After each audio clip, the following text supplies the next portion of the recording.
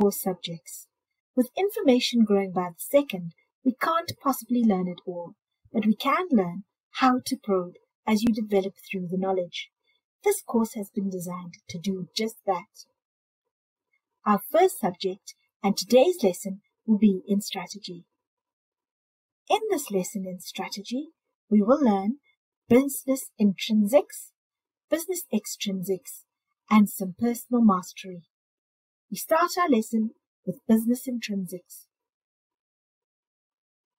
Let's align our understanding. What is business and why do we pursue it? The authors at the Merriam-Webster Dictionary have 10 variations of their definition of business. From them, the most apt one is that business is a commercial, mercantile, industrial enterprise engaged in as a means of livelihood. All business initiatives are divided into 3 types. They can sell products or services or a combination of products and services. This is Jack. Since Jack was a young boy, he dreamed of selling ice cream. Recently, he took steps to pursue this dream and started a business called Fun Cones. We will use Jack's business to deepen our understanding of key concepts and learn about the world of business. So let's apply what we've just learned about business initiatives. Jack entered the world deciding he was going to sell a product. He makes his ice creams and sprinkles using an old family recipe. Now, if Jack converted this proprietary know-how component of his recipe into a marketable offering, he could sell this process know-how together with his ingredients to other small and similar businesses. We would then say Jack sells products and services and is therefore a hybrid business. If Jack retired and worked on the motivational speaking circuit, that's teaching people how to be entrepreneurs, we would say that he was engaging in the service business. Great! Easy as pie. Let's quickly do a round of navigation. Today's lesson will concentrate on intrinsics, being the purpose of business, business strategy, the strategic plan, the 7 most popular types of legal entities, and the 3 types of initiatives. Then business extrinsics will concentrate on how to use the Porter's 5 forces model to appraise the external competitive pressures that businesses face.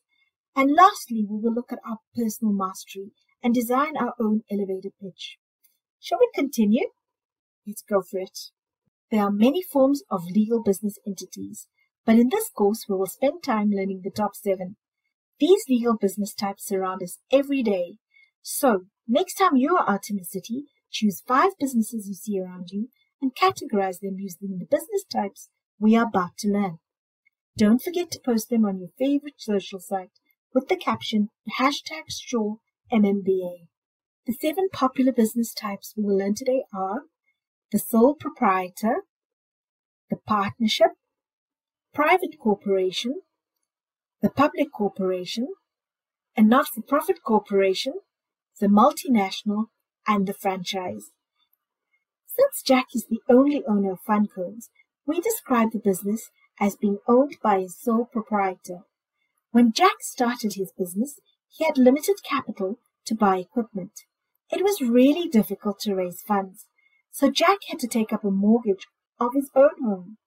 This legal business vehicle allows you to start your business fairly quickly.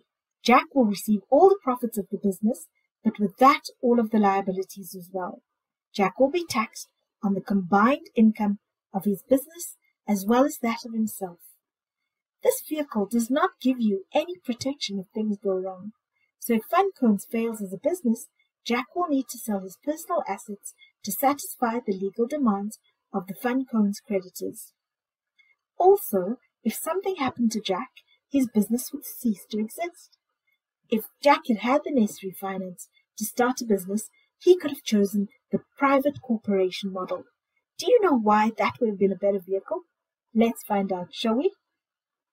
Privately owned companies range from small companies to giant firms, all of which have their shares owned by a select few. This means that their shares are not publicly traded on a stock exchange.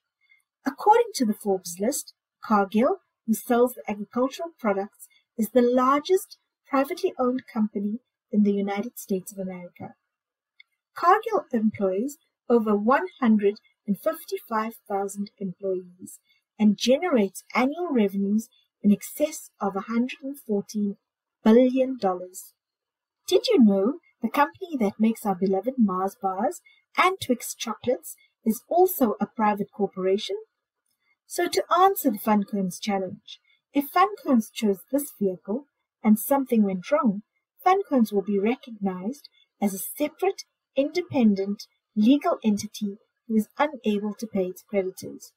The Funcones creditors will have no right to claim the monies directly from Jack. This makes it a better business vehicle in the long run, although it does carry some setup costs in the shorter term. The third legal vehicle is the partnership. A partnership is a formal agreement between two or more parties who share the profit and liability as per the divisions agreed in their contractual arrangements. Famous partnerships from history have given us the aeroplane, Microsoft, Netflix, and Facebook. Whilst partnerships are good because they increase the value of the business through additional capital, knowledge, and expertise, they also have a few drawbacks. Shared decision-making and reaching consensus adds a layer of complexity to the business. Partnerships in their general form do not really provide personal legal protection or limited liability, so they are equally, if not more risky, than sole proprietorships. The world is full of opportunities, but we all know that opportunities come with a cost. Publicly listing a business on the stock exchange helps to raise capital and expand and scale a business quickly. Our fourth legal vehicle, the public corporation, is an expensive one and particularly difficult due to the onerous administrative and reporting requirements. However, if you have a great product or service, it's the best vehicle to use, and anyone can own a piece of the company if they can afford to buy its shares. Similar to a private corporation, it's recognized as a separate legal entity and offers protection or limited liability to the owners of its stocks and shares. Amazon is a perfect example of a publicly listed and traded business. Amazon first listed on the Nasdaq in 1997 at $18 per share. It trades at a significantly higher price today.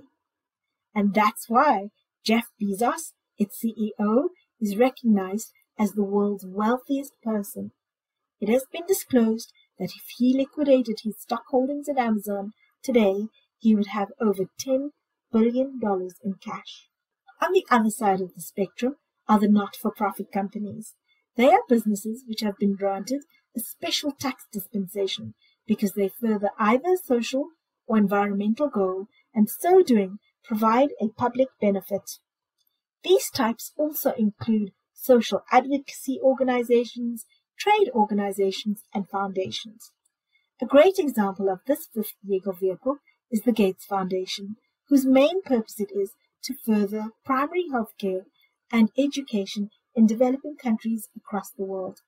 You are no stranger to multinationals, our sixth business vehicle, which are large corporations which span several countries across the globe. You will recognize the sixth legal form when you think of Nestle, Pepsi, P&G, and then Unilever, Coke, or FedEx. And lastly, the franchise. This is a business where the owner, usually called a franchisor, wishes to extend the reach of his products and services. He grants a license for the use of the trademark and business system, branding, and expertise to another person, called a franchisee. He does this in exchange for a fee called a royalty. Most branded, well-known fast food companies follow this model. Your local KFC or Domino's Pizza are an example of this. We now know the types, advantages, and disadvantages of the legal business entity. Let's get down to brass tacks. The primary target of business is to remain in business. A business needs to stabilize itself before it can think of profits or growth. Consequently, as a leader, you need to fully understand the extrinsics which have bearing, so that you can make proper plans to survive and thrive. Internal and external forces can disrupt your best laid plans and need to be constantly and consistently monitored. So one of the first models we learn in strategy is the Porter's 5 Forces model. Michael Porter, a Harvard University professor, designed this model in 1979.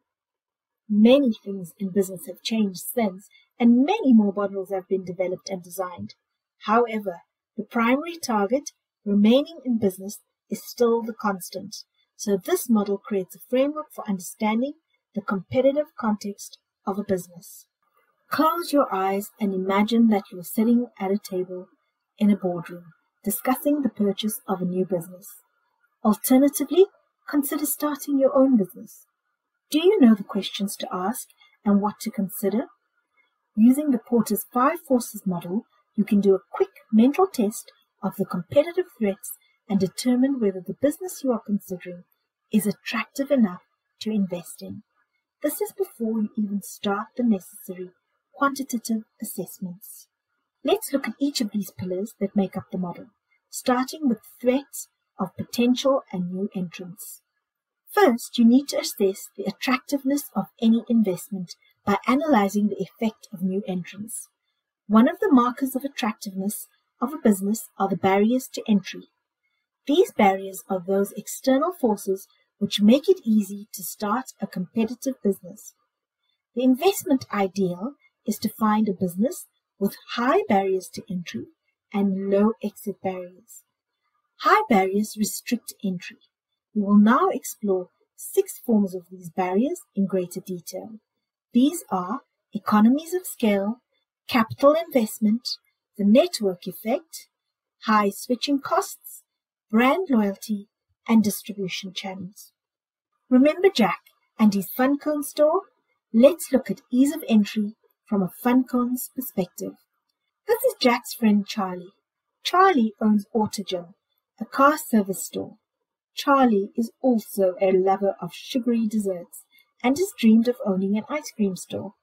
His daughters were thrilled when he announced his intention to start an ice cream store called Dream Station, a few blocks away from Fun Cones. Why should Jack be concerned? The threat of new entrants is the ease at which the new entrant, Dream Station, can get up and running to compete with Fun Cones. Let's analyze the Dream Station threat. Firstly, and directly, Charlie's store is close enough to attract Jack's customers.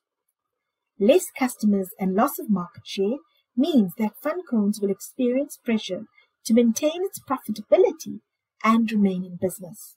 Secondly, indirectly, Charlie can leverage aspects of his successful AutoGym business, like cash, favorable credit terms, loans, business expertise, and even tactical marketing. The effect will be a cannibalization of the Fun Cone share of the local ice cream market. Jack will need to increase his investment and deploy various tactics just to sustain his business and retain his customers. Our first barrier, economies of scale, can be demonstrated with these examples. Unilever is able to procure large volumes of sugar to make its ice creams. The volume discount it receives from its sugar manufacturer allows it to produce ice cream at a significantly lower cost compared to Fun Cones. Similarly, Walmart also buys in bulk and transfers some of its discounts to its customers. Walmart is able to sell its laundry detergent at a reduced cost. This attracts more customers to its store. Do you think that a sole proprietor could open a store directly opposite Walmart and be successful? If you say no, you fully understand economies of scale. In a nutshell, it is the ability to leverage efficiency advantages and benefits due to the comparative size of business operation. Essentially, it lowers the unit cost of the item and increases the competitiveness between similar competitors. Our second barrier to entry is capital investment requirements. In business, manufacturing equipment is purchased with loans that have long repayment periods. The cost of this equipment is recouped over time, and once these loans are repaid, the unit cost of products are significantly reduced. To start, a new manufacturer will need to buy and fund this equipment, making his unit cost so much higher than existing manufacturing competitors who've had their equipment paid off by this time. The third barrier to consider is the network effect, which is also known as the demand side of the economies of scale theory. How successful would the telephone be if there were only one of its kind in the world? Now that's a good way to remember the network effect. It's where goods increase in value because more people use it. So the more telephones grew to become the most efficient means of communication, the more people bought them. Social media applications like WhatsApp or WeChat work best when all of your friends are using it to communicate. So too do the business applications like Microsoft or Apple gain relevance as more people use them. It's so much easier to share documents when everyone is on the same operating system, right? High switching costs are the fourth type of barrier to entry. Retailers and telephony companies are experts at this mechanism. Most retailers have a customer loyalty card which gives you various types of benefits, including store discounts. However, this also encourages you to shop at their store to continue to enjoy these benefits. Telephony companies make it difficult for you to switch to competitors by charging penalties and exit fees. There's also the equipment or handset costs to consider. For landlines, the reinstallation of equipment and startup comes at a cost, and therefore all of these things encourage the status quo behavior. Brand loyalty, our fifth example, is self-explanatory and best described using beverages. Quick quiz. Are you a Coke or a Pepsi person? Most people are either Coke or Pepsi people, and I've actually never met anyone who's professed to love both. But the most important question is, would you switch to the other brand if I paid you to, or made the other a cheaper alternative? Chances are, probably not. This is a classic example of brand loyalty. Customers consistently and repetitively buy the same brand, support the same company as opposed to that of a competitor, product or company. So if DreamStation issued loyalty cards, which gave patrons a free ice cream for every 10th ice cream bought, where do you think you would most frequently buy your ice creams? Loyalty cards are an excellent way to encourage brand loyalty. But more on these tactics in our exciting world of marketing in the lesson after this one. Lastly, we have distribution channels. Let's look at a real business case study here. Telkom South Africa is a company which has enjoyed a monopoly for the last 2 decades. Its products included telephone landlines, internet connections, and data services. Telkom listed at $1.75 per share in 2003 and grew to over $10 per share in just 3 years. In 2007, a competitor, Neotel, entered the market, and the rest, as they say, is history. By 2020, Telkom shares traded around $1.63 per share, which is a significant erosion of almost $9 per share. Let's make this a little clearer. If you invested in 100 shares in 2003, you would have spent $175. This value would have grown to $1,056 by 2006, but due to new market entrants with their own distribution channels and networks, the publicly traded share is now only worth $1 and some change and continues to decline.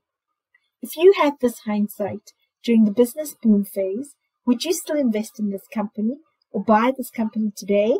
Not if you applied the Porter's 5 forces model to assess it, don't you think? So let's quickly summarize the threat of new entrants.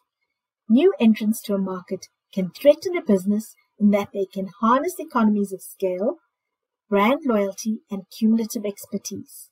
Defenses to these new entrants could be barriers to entry, such as high switching costs, capital and equipment investment requirements, brand equity, customer loyalty, and existing restricted distribution channels. Let's analyze our next force in the 5 forces model, and let's explore the threat of substitutes. A substitute is any product or service that can replace another product or service. A substitute product can have a negative impact on both market share and earnings. In economic terms, a substitute effect means that the demand for product A will diminish as the demand for product B increases. Suppliers, our next force, are businesses who provide goods and service inputs required to manufacture your product. For fun cones, this could be Jack's sugar supplier, the labor agency who provides his cleaning staff, and the IT technician who maintains his online accounting system. Where the input is a specialized, unique item, or there are only a few suppliers, they could charge Jack prices which are excessively high, as there are no alternative suppliers. Supplier power is recognized as a significant competitive influence. It affects the price of business products and its market competitiveness. Jack's competitiveness can be affected by his customers. This is known as the market of outputs. Would you pay $50 for an ice cream? What if this ice cream was made of the best ingredients on the planet? Would you pay more if it was a luxury brand of ice cream? If there are many ice cream shops in a district, a customer can become price sensitive and local prices will be affected. Why should they pay a cent more if all shops are charging 99 cents for the same ice cream cone? And the fact that it's Jack's grandmother's recipe is rather irrelevant. Customers have bargaining leverage and can easily switch between offerings. With so much information readily available, buyers can explore different offerings online. So summarily, customers or buyer power is influenced by the number of customers, their price sensitivity, their ability to substitute to alternative service providers, and the availability of information. The last force in our model is rivalry. In business, rivalry is usually assessed by looking at the number of competitors in an area. You will look at how concentrated the market is and whether the market is growing. Then you will consider the diversity of these rivals. What are their similarities? What are the differences in their comparative offerings? What do certain competitors offer as their enhanced value proposition? You will also consider the quality difference between the available products. Again, switching costs play a significant role in competitor rivalry. The Porter's model is also explained in the summary notes of this course in greater detail. We've completed our 5 forces model and it's time for a break. Let's look into our crystal ball and see what's coming up next in strategy. To build your competencies, you will be introduced to the following models to strengthen those strategic muscles: the SWOT and PESTLE analysis, the business model canvas, McKinsey's 7S model, and the BCG strategy palette. At the end of this journey in strategy, you will know how to apply the top models used by business and business consultants. These will equip you with insight and confidence to complete business assessments that you are confronted with as your career progresses. Such exciting stuff coming up. Back to business intrinsics and back to our course. Time to turn inwards again and look how businesses plan to succeed in these competitive environments. Would it not be great to just choose to sell all types of products and expand in all directions at once to ensure business viability and success? Well, even Amazon does not sell cars. With unlimited resources, it's quite possible to make and sell anything. Unfortunately, the business reality is that there are limited financial resources, so business leaders need to carefully assess where to play and how to play. They need to invest wisely to make the right bets, so to speak, and grow and sustain the business. The wrong bets cost the business money, allow even mediocre competitors to win, and drain business profits. A business needs to have a written plan which details what it wants to achieve and how it will achieve it. The business terminology for this plan is the business strategy. It is a realistic plan of how the business will secure success. How does a company design the right strategic plan? Well, the thought leaders at the Harvard Business Review and the Boston Consulting Group took stock of all the strategy models developed and confirmed that there were over 100 ways to design a strategic plan. BCG and HBR have documented 80 of the best models since the 1960s. They have been used by business leaders to find the best way to keep businesses alive and grow ahead of their competitors. This expansive list clearly demonstrates that there is no single way to approach the design of a strategy. The design of the strategic plan is iterative, and the most common steps can be found in the graphic we're about to learn. Firstly, an environmental analysis or scan is completed using business models. These document the current position of the business, or the what. The next step is to build on the current position using organizational anchors and pin what the desired state of the business needs to be.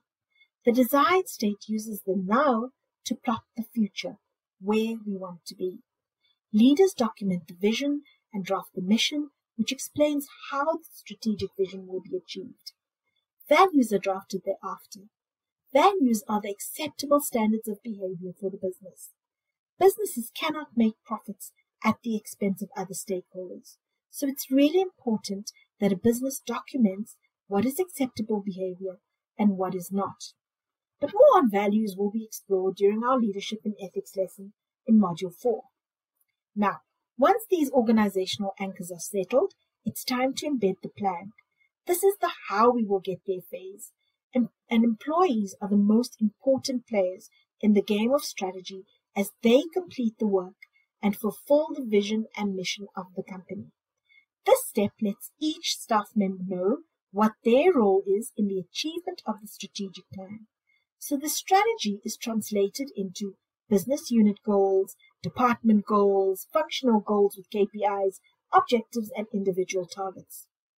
The next step is that the business will deliver against these goals.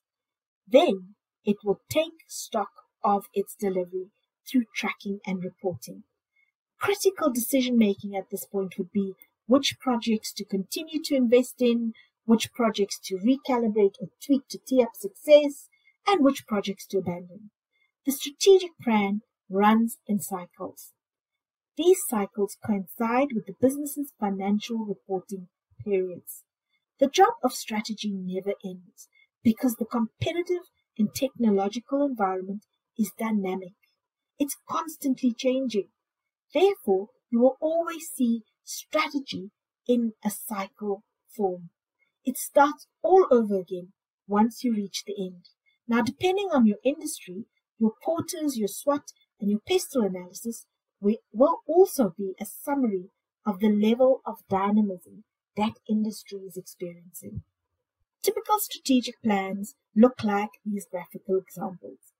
All strategic plans differ because all businesses are different, but they are similar in that they contain the key elements: a vision, a mission, values, goals, and objectives. Most businesses design their plan in 3 time frames: immediately, which is like 90 days from now, short term, which is a 1 to 2 year period, and long term, which is a 3 to 5 year period. However, due to changes in technology, both disruptive and innovative, most businesses today try not to plan longer than 4 to 5 years. The exception being capital-intensive businesses. They need to plan for a longer term or period because the nature of the payback period linked to their capital equipment investment is longer. Examples of these could be mineral resource companies. They just have a different approach to the strategic plan. There are many great examples of strategic plans on the internet, and I invite you to look at their components as well. Find a great one and remember personal growth. The elevator pitch is an important tool to any aspiring business leader working to get ahead in the career game. It's an advertising commercial all about you. It describes who you are, what problem you've identified to solve, and so doing highlights your benefit to an audience. It is used for those moments when opportunities present itself and you need to sell yourself fast. The 3 fundamental rules for an elevator pitch are that it can never be longer than 30 seconds, that being the time it takes to ride an elevator from the top of a building to the ground floor. Number 2, it should consist of no more than 90 words. And number 3, that it should be practiced so that it could be delivered with perfection. Now that you know the shape, let's explore the content. The elevator pitch is usually not longer than 80 to 90 words. The first 20 words are the introductory part of your pitch, and you usually introduce yourself, your background, and your skills. The next 20 words speaks to the relevant problem you've identified because of the background you have. It's important not to add any statistics or numbers because these have a tendency to confuse. So keep it simple and easy to understand. The next piece is the crux. It's the most important part of your speech. You need to engage your listener by explaining how your background and your solution can be of benefit or an advantage to them in some way. Then the closure, which is the call to action part. Here you specify what you need from them and you close this introduction with a memorable hook like a quote or newspaper blurb and a warm smile. Let's complete a quick example. Hello, I'm Sunny. I'm studying behavioral economics in New York. I've seen the power of a focused behavioral economics approach at QuickSave, where I worked during my college vacations. Sales of those products grew in double digits. In studying your company, I'm drawn to your culture of constant innovation and believe behavioral economics can make a difference to your product sales. Herb Brooks said, "Risk something or forever sit with it in your dreams." So please keep me in mind when you next think of employing a behavioral economics intern. A wise man once said, "Knowledge is having the right answers, but intelligence is asking the right questions." I do hope that you continue to pursue strengthening your mind with me on this course, and I look forward to meeting again in Lesson 2, where we enter the exciting world of marketing. Goodbye.